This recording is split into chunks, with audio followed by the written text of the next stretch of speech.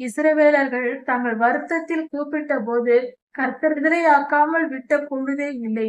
எத்தனை முறை அவர்கள் கூப்பிட்டார்களோ அத்தனை முறையும் அவர்களுக்கு விடுதலையை தந்தார்.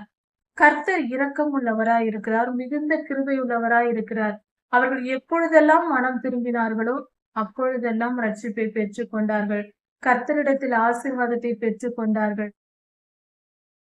நம்முடைய பிதாவாகிய தேவனுடைய அன்பு, ஆண்டவராகிய இயேசு கிறிஸ்துவின் கிருபையும் சமாதானமும் உங்கள் அனைவரோடும் கூட என்றென்றைக்கும் இருப்பதாக. தலைப்பு: நான் உன்னை விட்டு விலகுவதும் இல்லை, உன்னை கைவிடுவதும் இல்லை. நியாயாதிபதிகள் 7ஆம் அதிகாரம்.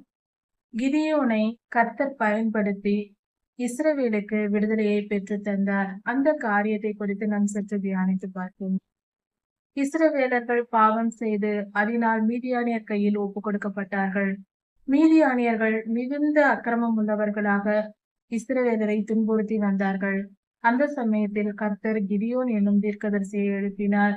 அந்த மனிதன் மூலமாக கர்த்தர் இஸ்ரவேலுக்கு யுத்தம் செய்து கிதியோன் இஸ்ரவேலை காக்கும்படியாக எழுப்பினார். கிதியோன் ஆசேர், நப்தலி போன்ற இஸ்ரவேலின் கோத்திரங்களில் உள்ள யுத்த வீரர்களை எல்லாம் சேர்த்து கொண்ட பின்பு மீதியானியருடன் யுத்தத்திற்கு போக அந்த பாளையத்திற்கு வருகிறார். அப்பொழுது இவர்கள் மலையின் மேட்டின் மேல் இருக்கிறார்கள். கர்த்தர் இஸ்ரவேலின் கூட்டத்தாரை பார்த்து கிதியோனை நோக்கி, இப்பொழுது இருக்கிற இஸ்ரவேல் ஜனங்கள் யுத்த புருஷர்கள் அதிகமாய் இருக்கிறார்கள். இவர்கள் இத்தனை பேர் தேவையில்லை. இப்படியே அவர்கள் யுத்தம் செய்தால் நாங்கள் எங்களுடைய பலத்தினால் நாங்கள் வென்றோம், இத்தனை பேர் சேர்ந்து மீதியானியரை நாங்கள் வென்றோம் என்று சொல்லுவார்கள். அதனால் இவர்களை குறைத்து விடு, இவ்வளவு பேர் வேண்டாம். நீ இப்பொழுதே பாளையத்திற்குள் சென்று பயப்படுகிறவர்கள், தயங்குகிறவர்கள் இப்படிப்பட்டவர்கள் பாளையத்தை விட்டு போங்கள், யுத்தத்திற்கு வேண்டாம், பின்னே செல்லுங்கள் என்று நீ அறிவிப்பு கொடு, பாளையம் எங்கும் போய் சொல் என்று சொல்லுகிறார். இப்படியாக செய்தி பரம்பியது.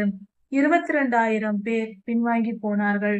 அவர்கள் பயந்து கொண்டு இருந்திருக்கிறார்கள். அவர்கள் எல்லாம் பின்னே சென்று விட்டார்கள். மிச்சம் 12,000 பேர் இருந்தார்கள். அந்த 12,000 பேரை கர்த்தர் பார்த்தார். கர்த்தருடைய பார்வையில் இதுவும் அதிகமாய் தோன்றியது. கர்த்தர் இவ்வளவு பேரும் வேண்டாம், இன்னும் அதிகமாய் குறைக்க வேண்டும் என்று சொல்லி அவர்கள் இருந்த இடம் ஒரு நீரூற்று இருந்த இடமாய் இருந்தது. அந்த இடத்தில் இருந்ததினால் கர்த்தர் சொன்னார், அங்கிருக்கிறவர்களை போய் அந்த 12,000 பேரையும் போய் தண்ணீர் குடிக்க சொல்.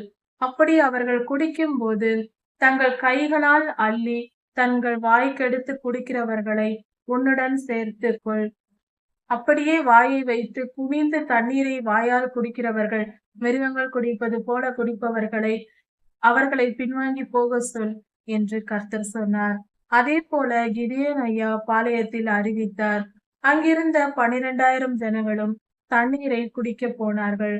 அங்கிருந்தவர்கள் நாய் குடிப்பது போல சிலர் குனிந்து அப்படியே தண்ணீரை வாயால் குடித்தார்கள். நேருக்கு நேராக வாயை வைத்து குடித்தார்கள். அப்படிப்பட்டவர்களை கிதியோன் பிரித்து விட்டார்.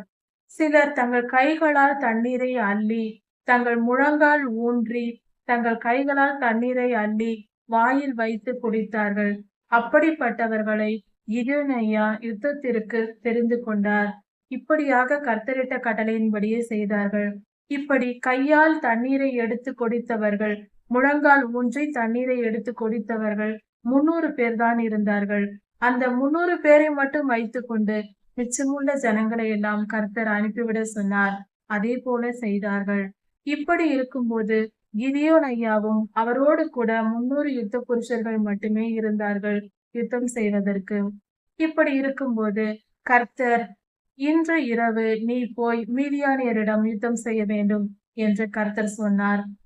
அப்படி சொல்லிவிட்டு கர்த்தர் இன்னொரு காரியத்தையும் சொன்னார். நீ பயப்படுவதாய் இருந்தால் அதற்கு முன்பாக, யுத்தத்திற்கு போவதற்கு முன்பாக நீயும் உன்னுடைய வேலைக்காரனையும் கூட்டிக் கொண்டு நேராக மீதியானியரின் பாளையத்திற்கு போய் அவர்கள் பேசிக் கொள்வதை போய் கேள் என்று சொன்னார். இதை சொன்னதும் கிதியோன் ஐயாவும் அதன்படியே மீதியானியரின் பாளையத்திற்கு போனார். அங்கு தூரத்திலிருந்து, அதாவது கிதியோன் ஐயா என்று தம்மை வெளிப்படுத்திக் கொள்ளாமல் மறைமுகமாக யாரோ போல மறைந்திருந்து, மரத்தின் அடியில் மறைந்திருந்து அவர்கள் கேட்கிறார்கள். அங்கு மீதியான் பாளையத்தில் என்ன நடக்கிறது என்று கவனித்து பார்க்கிறார்கள். அப்படி பார்த்து கொண்டிருக்கும்போது 2 போர் வீரர்கள், மீதியானியர்கள் அங்கு பேசிக் கொண்டிருக்கிறார்கள். ஒருவன் சொல்லுகிறான், நான் ஒரு தரிசனம் பார்த்தேன் என்று சொல்லுகிறான். என்ன தரிசனம் என்று இன்னொருவன் கேட்கிறான். அதற்கு அந்த தரிசனம் பார்த்தவன், ஒரு வார்கோதுமை அப்பம் ஒன்று உருண்டு கொண்டே வந்தது.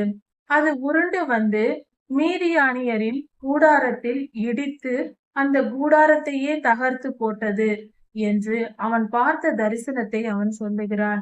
அதை கேட்டுக்கொண்டிருந்த அவன், இன்னொரு மனிதன், அவன் சொல்லுகிறான், அந்த அப்பம் வேறு யாரும் அல்ல, அது கிதியோன் தான் என்று சொல்லுகிறான்.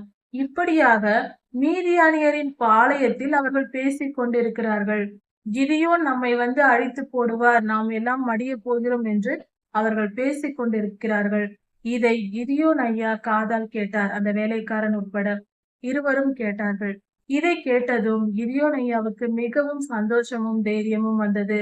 கர்த்தரை தொழுது கொண்டு கர்த்தருடைய நாமத்தை மகிமைப்படுத்தி அவர் மீண்டுமாக தங்கள் பாளையத்திற்கு வந்தார்கள்.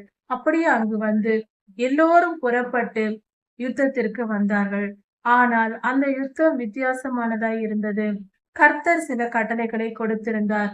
அதன்படியே கிதியோன் ஐயா யுத்தம் செய்ய வேண்டி இருந்தது. அதாவது பாளையத்தில் இருக்கிற 300 பேரும் கிதியோன் ஐயா எல்லோரும் ஒவ்வொரு கையில் ஒரு பானையையும், அந்த பானைக்குள் ஒரு தீவெட்டியையும் எடுத்துக்கொள்ள வேண்டும். இன்னொரு கையில் ஒரு எக்காலத்தை எடுத்துக்கொள்ள வேண்டும். இப்படியாக அவர்கள் எக்காலத்தோடும் தீவெட்டியோடும் பானையோடும் இரவில் அவர்கள் யுத்தத்திற்கு போக வேண்டும் என்று கர்த்தர் சொன்னார். அதன்படியே அவர்கள் சென்றார்கள். கிதியோன் ஐயா யுத்த புருஷரை பார்த்து, நான் என்ன செய்கிறேனோ அதை பார்த்து அப்படியே செய்யுங்கள் என்று யுத்த வீரர்களுக்கு கட்டளை கொடுத்திருந்தார். அந்த 300 பேரையும் 3 பிரிவுகளாக பிரித்து வைத்திருந்தார். அப்படி அவர்கள் பிரித்து வைக்கப்பட்டு கிதியோன் ஐயா சொன்னது போலவே தீவெட்டி, பானை, எக்காளம் இவைகளை எடுத்துக்கொண்டு போனார்கள். அப்படி சென்று கொண்டிருக்கும் போது கிதியோன் ஐயா அந்த பானையை உடைத்து தீவெட்டியை ஒரு கையில் ஏந்தி கொண்டு இன்னொரு கையில் எக்காளத்தை ஊதினார். இதை பார்த்ததும் அந்த 300 பேரும் அதே போல செய்தார்கள். இவர்களும் பானைகளை உடைத்து தீவெட்டிகளை ஏந்தி கொண்டு எக்காளத்தை ஊதினார்கள். இந்த செய்கையானது சுற்றிலும், அந்த மீதியானியரின் பாளையத்தை சுற்றிலும் இவர்கள் நின்று கொண்டு இப்படி செய்தார்கள். இதை கண்டதும் மீதியானியர்கள் பயந்து மிகப்பெரிய பயமும் பதட்டமும் அவர்களுக்குள் நேரிட்டது. அப்பொழுது கர்த்தருடைய ஆவியானவர் இறங்கினார். கர்த்தருடைய வல்லமையினால் பொல்லாத ஆவிகளுக்குள் ஏற்பட்ட பிரச்சனை அது. இதில் ஆவிக்குரிய யுத்தம் நடந்திருக்கிறது அங்கு. அந்த மீதியானியரின் போர் வீரர்களே ஒருவருக்கொருவர், இவர்கள் அடித்துக் கொள்ளவில்லை, மீதியானியர்களே அவர்களுக்குள் ஒருவருக்கொருவர் வெட்டி கொண்டு பட்டயத்தினால் செத்து விழுந்தார்கள். கிதியோன் ஐயாவும் இஸ்ரவேலர் யாரும் போய் அவர்களை வெட்டவில்லை. அவர்களே தங்களுக்குள் ஒருவருக்கொருவர் வெட்டி கொண்டு செத்து விழுந்தார்கள். அதாவது அவர்களுக்குள் இருந்த ஆவி, அதாவது எக்காலம் ஊதிய போதும், பானைகளை உடைத்து சத்தம் எழுப்பிய போதும் அவர்களுக்குள் இருந்த ஆவியே அவர்களை அழித்து போட்டது. இதன் பின்பாக ஆவிக்குரிய யுத்தம் என்று உண்டு. கர்த்தருடைய பிள்ளைகளுக்காக கர்த்தர் யுத்தம் செய்வார். பொல்லாத ஆவிகளோட பிள்ளைகளுக்காக பொல்லாத ஆவிகள் யுத்தம் செய்யும். எந்த கர்த்தருடைய ஆவிக்கு முன்பாக எந்த பொல்லாத ஆவிகளாலும் நிற்க கூட முடியாது. அதனால் அவைகள் மனக்குழப்பம் அடைந்து ஒன்றுக்கொன்று அடித்துக் கொண்டு ஆவிகள் வெளியேறி இருக்கின்றன. ஆனால் அந்த மனிதர்கள் அவர்களுக்குள் இருந்த ஆவிகளின் ஏவுதலால் ஒருவரைக்கொருவர் அப்படியே வெட்டி கொன்று போட்டு, இன்றைய நிலையில் புரிந்து கொள்ளும்படி சொல்ல வேண்டும் என்றால், மன பைத்தியம் பிடித்து அவர்கள் ஒருவருக்கொருவர் அடித்துக் கொண்டு, பொல்லாத ஆவிகள் ஒரு மனிதனுக்குள் இறங்கும் போதுதான் அந்த மனம் பைத்தியம் என்று சொல்லுகிறோம். அப்படி பைத்தியம் பிடித்து ஒருவருக்கொருவர் வெட்டி கொன்று மரித்து அழிந்து போனார்கள். பலர் ஓடி போனார்கள். இப்படியாக மீதியானியர்கள் அந்த இடத்தை விட்டு தோற்று ஓடி போயினார்கள். அவர்கள் அக்கிரமம் செய்து இஸ்ரவேலை துன்புறுத்தினார்கள். அதே போல அவர்கள் அக்கிரமம் அவர்களுக்குள் திரும்பி வந்தது. அவர்கள் அக்கிரமம் செய்தார்கள். பயிர் விளைச்சல் நிலங்களை, கால்நடைகளை எல்லாம் அவர்கள் அழித்து போட்டது இஸ்ரவேலருக்கு செய்த மிகப்பெரிய தீங்கு. அந்த தீங்கு அப்படியே அவர்களுக்குள் வந்தது. இப்படியாக கர்த்தர் இஸ்ரவேலுக்கு வெற்றியை பெற்று தந்தார். மீதியானியரிடமிருந்து விடுதலை தந்தார். கிதியோன் நியாயாதிபதியாக இஸ்ரவேலை அவர் நியாயம் விசாரிக்க தொடங்கினார். இப்படி இந்த சம்பவம் நடந்தது. கர்த்தர் இஸ்ரவேலை என்றென்றும் காக்கிற தேவனாய் இருக்கிறார். இதுவரை பார்த்ததிலிருந்து ஆதாம் ஐயா முதல் இன்று வரைக்கும், இந்த கிதியோன் ஐயா வரைக்கும் இஸ்ரவேலர்கள் எப்பொழுதெல்லாம் மனம் திரும்பி அவர்கள் பாவம் செய்யும் போது கர்த்தர் விலகி விடுகிறார். மனம் திரும்பி மன்னிப்பு கேட்கும் போது அவர்கள் மேல் கோபம் கொள்ளாமல், என்னை விட்டு போங்கள் என்று விலக்கி விடாமல், மனம் திரும்பி வரும்போதெல்லாம் கர்த்தரை ஏற்றுக்கொள்கிறார். அவர்கள் மனம் திரும்பி அப்பா பிதாவே என்று கூப்பிட்டால் உடனே கர்த்தர் மனமிறங்கி விடுகிறார். எவ்வளவு இரக்கமுள்ள தேவன்! ஒரு முறையும் இஸ்ரவேலர்கள் தங்கள் வருத்தத்தில் கூப்பிட்ட போது கர்த்தர் விடுதலையாக்காமல் விட்ட பொழுதே இல்லை.